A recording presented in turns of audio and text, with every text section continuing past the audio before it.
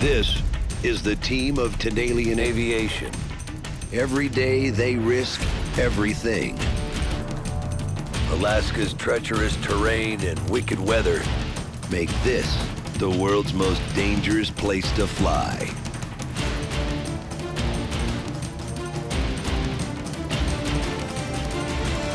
These are the tales of Alaska's ultimate bush pilots.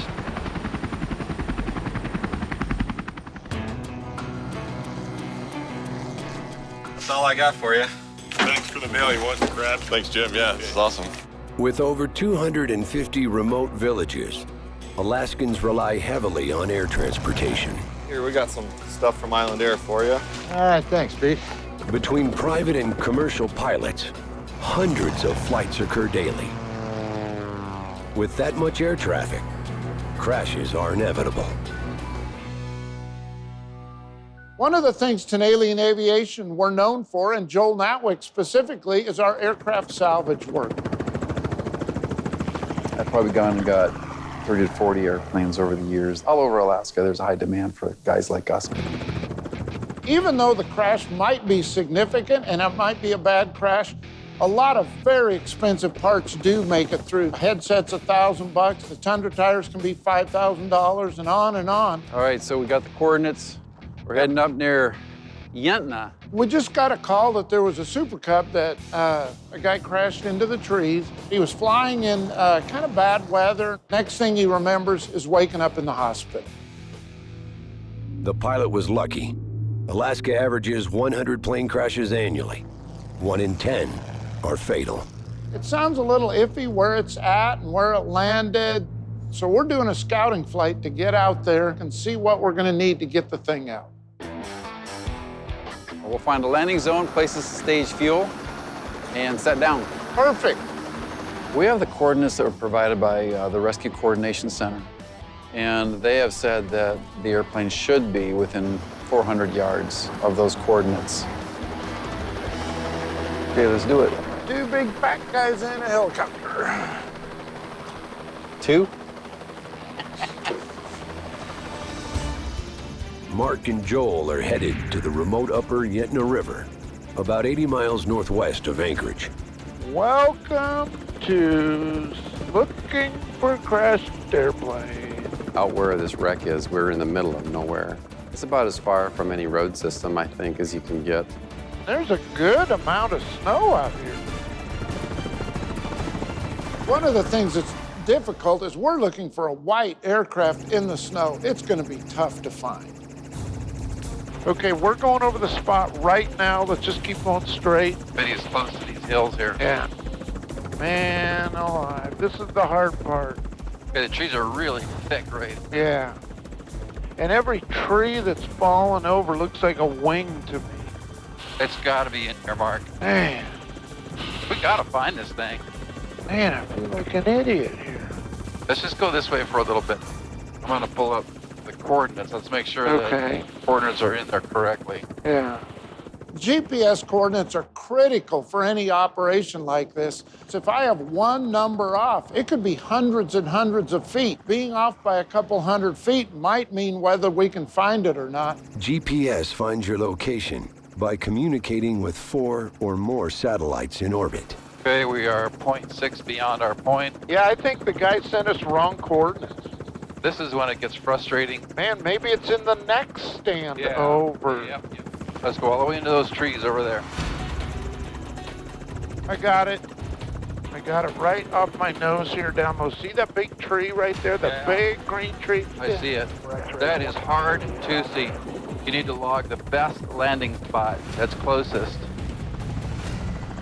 We can't land right on top of the wreckage because it's in the trees. So we're gonna have to land about maybe a quarter mile away and walk in through the woods to get to it. Is this okay? Yeah, that's good, man. All right. Joel can't see the crash location from the ground, so Mark goes back up and acts as Joel's eyes in the sky, leading him to the crash site. But as soon as Mark gets in the air, the plan goes awry. The trees are so dense, he can't find Joel. Where is this thing? I'm looking on the ground to see if I can find him. Man, I can't believe this tree cover is so thick. It's tough. This is tough. Yeah, I'm gonna have a hard time keeping track of him.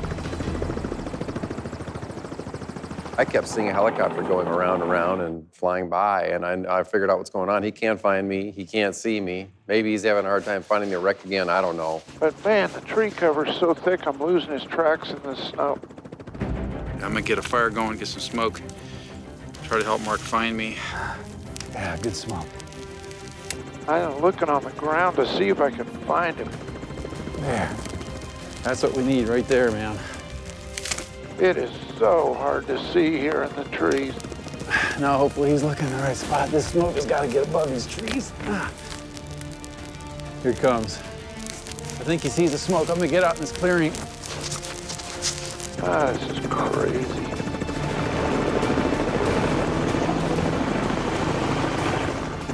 Darkness is descending, and the temperature has dropped below freezing. Making matters worse, they're burning up precious fuel needed to return home.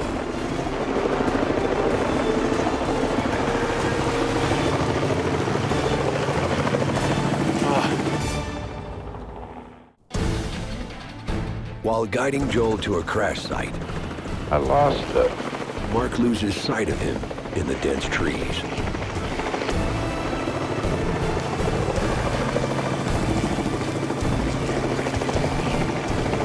Well, that's weird. I smell smoke. But I look down in the trees and I see a light column of smoke coming up through the trees. Yeah, there we go. Let me divert over here. There's the fire over there. I know what he's trying to do. He's showing me where he is at, knowing that I lost track of him. Okay, there he is. I'm gonna hover over him. I see him down there. I'm gonna hover over him and point toward the wreck, point my nose toward the wreck. And I'm just gonna slowly hover that direction toward the wreck.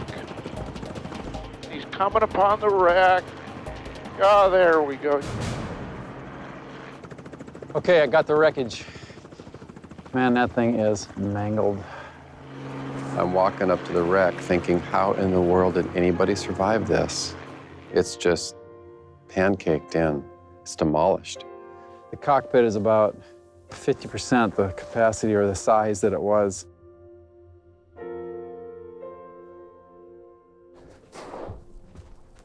Oh, you're gonna move that. Getting this out of here is to come in and finish taking that wing off.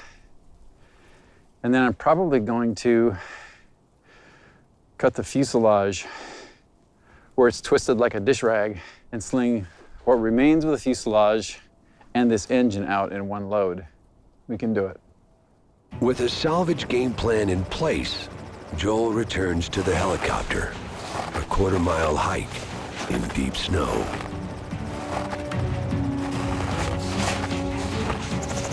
Slowly, I began to get pretty hypothermic. My boots are packed. Yeah. They are packed with snow. It's so deep in there. Joel's core body temperature is rapidly dropping. The hour-long flight back to Anchorage will be brutal. Yeah, let's go. And on the way back, I start paying attention to my fuel gauges, and I had one thought in my mind. This might be a little tight. We might be a little on the edge. We might not be able to make it all the way back to Anchorage with this fuel load. Well, fuel lights on again. Yeah. Tower 83, Mike. Yeah, we had a low fuel light come on, sir. Helicopter 83, Mike, roger. We're flying back, and here comes the inlet and the low fuel lights coming on. I'm only 4 minutes from the airport, but we have a rule at the company here. When the low fuel light comes on, you're landing. We're not going to stretch it. We have no choice but to put the helicopter down to land as soon as we can to be sure that we don't have an engine failure. Okay, let me get down here low level. Just pick out a place to land over there. Shoot. I got it. Give me a break. I landed on the other side of the inlet here, and I just didn't want to go across the water. There's a lot of people who've crashed from running out of gas, and I don't want to be one of them. That decision-making right there is a make it or break it. in Alaska with a lot of pilots. It's called get-home-itis. You want to get home so bad, your fuel is low, and you start thinking, I can push it. Well, that's when a lot of guys go down. Sorry about that, boss. Oh, man. Mark turns off the helicopter to save fuel. Unfortunately, that means no heat for Joel. I'm about to dump a gallon of water out of my boot, man. This is not a good time, because I'm getting a fever. I really am. I think I'm just hypothermic.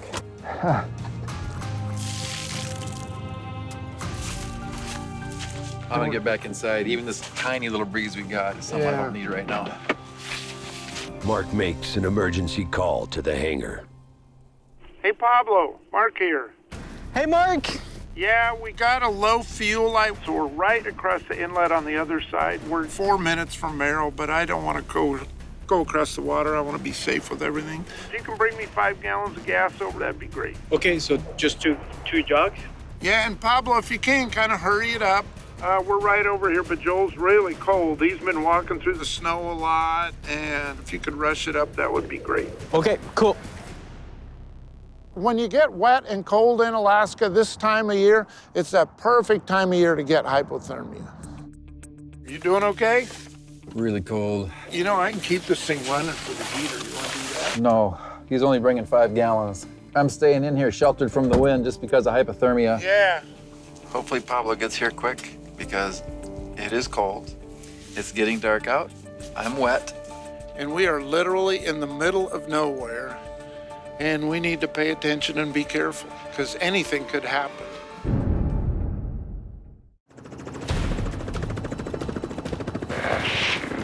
While returning from a salvage scouting trip, Fuel lights on again.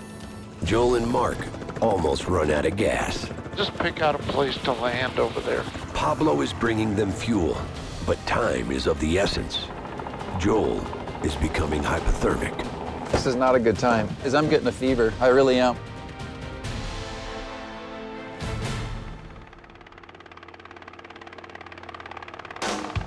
Ah, there he is.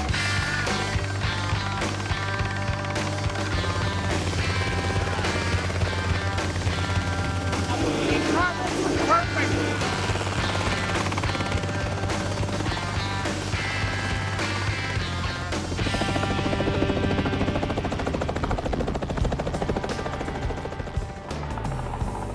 And we're able to get going. Sorry about that, boss. It's nicer to be sitting here than swimming. Yeah. I try to go out and get a job done safely.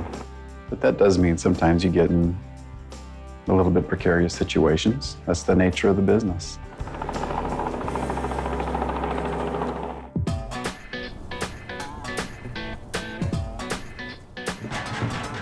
Okay, guys, here's the pictures that I took when I was on site. Salvage jobs are unpredictable, so a detailed plan of attack is crucial. Let's talk about some of the dangers here. What can get us in trouble? I'm not that experienced slinging. I've done a few jobs, but I've never done one in the trees. You're gonna have to really be technical and come up real straight to not start snagging branches. Yeah. That's gonna be brutal. This can be a dangerous mission. It's definitely gonna be tricky and challenging, and there's a lot that can go wrong. This airplane, it's just a gangly mess. It's gonna want to mess you up. Strategy in place, the crew gears up to retrieve the wreck. One critical piece of equipment, bear protection. All right. Bears are out. Yeah. I'm serious. The bears have come out of hibernation. We actually had one in our neighborhood a couple nights ago. I didn't think we'd see one, but I was prepared. This is gonna be a tough one. Salvage jobs require hundreds of pounds of gear. 2 helicopters are needed to split up the weight. Rock and roll. Okay, I got a pretty good wind on my deal when I circle here. I got to keep up a little bit of speed. Okay. And it'll be a handful with this wind. If it's windy, it's that much harder because the wind is grabbing the load, the wind is grabbing the helicopter and moving it around, and it can get dangerous. Yeah, there it is. Man, look at that thing. It's a bad crash.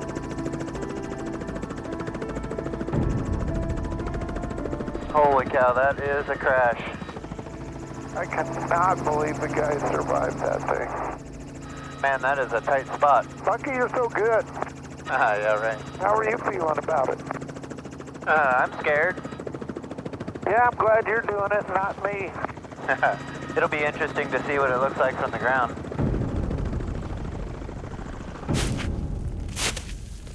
And here we are. Holy cow. Wow. Every time you go flying, you think about where you're going to land if you have an engine failure, and you take the risk of crashing every time you leave the ground. So it just kind of brings it home when you walk up on a wreck like that and see it. That's fuel coming out. Yep, that's not good. No, Fuel in it? there's fuel coming out. Untangling the wreckage from the tree requires cutting the plane into pieces. One spark could ignite the aviation fuel and cause an explosion. Okay, ready?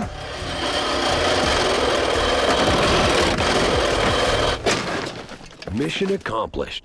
Now, they must disassemble the Super Cub. Okay, right wing's off. Nice.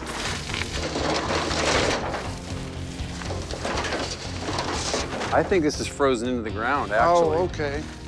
We may have a real job on our hands. Okay, the prop's off. There you go. Josiah, why don't you go get the Jet Ranger? We're ready for you. Okay. The team straps up the wreckage. This is going to put him and the helicopters to the test. This is going to be a real strain. I'm nervous. I got the butterflies. It'll be challenging.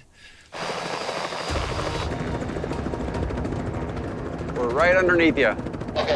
Josiah must thread the 150-foot line between the dense trees.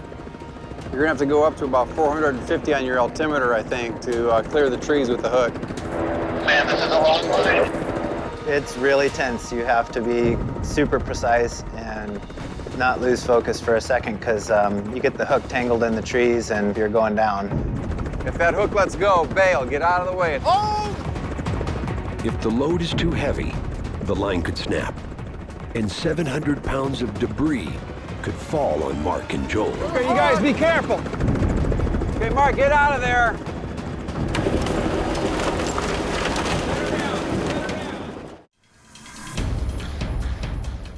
Slide left. The Tenalian crew is slinging a wrecked Super Cub out of a thick forest. Okay, Mark, tell him to back up. Back up just a bit.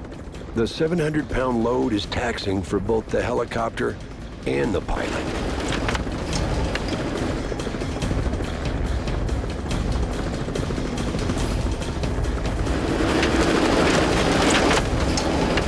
You're in the trees. The line really started to swing. The hook started to oscillate.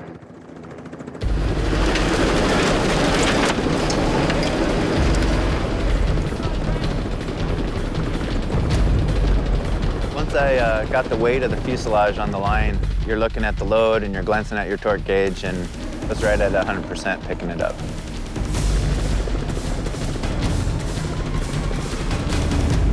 Straight up, looking good. That's about as good as it gets right there. And that's Josiah Freeman right there. He's a free man. Woo! Very good. Good job. The celebration is short-lived. Josiah must sling 3 more loads of wreckage. He's on! Yeah, you're good to go. Straight up, beautiful. You're clear, you're totally centered. Woo-hoo! Very nice, looks good. Next load will be the net with all the parts and pieces. Okay, we're ready for him. Just coming up, nice and slow. He's good to go. And we're hooked up, pull it up slow.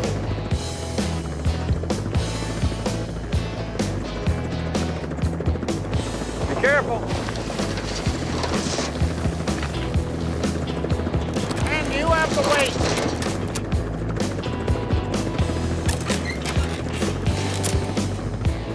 And you're clear of the tree. Is that all of it now? Should I shut down? Yeah, that's all of it, Josiah. Yeah, you're good to go. Okay. Josiah was nervous going into this. I knew he could do it. I mean, I probably have more confidence in him than he does himself, and he did it better than all of our expectations. Josiah's good at anything he does. Yeah, very good. Man, great job. That was a tight one. Yep, I'm worn out. They may be tired, but experiences like these are the stuff of dreams for every Alaskan bush pilot. We all kind of thrive on adrenaline rush, on the fear. You kind of want to be put to the test. That's what makes you feel good, is when you have to overcome something you're not sure you can do. Okay, man, I think it's beer 30. Time to start drinking. One more wrecked airplane out of the woods. Unbelievable. I love Alaska.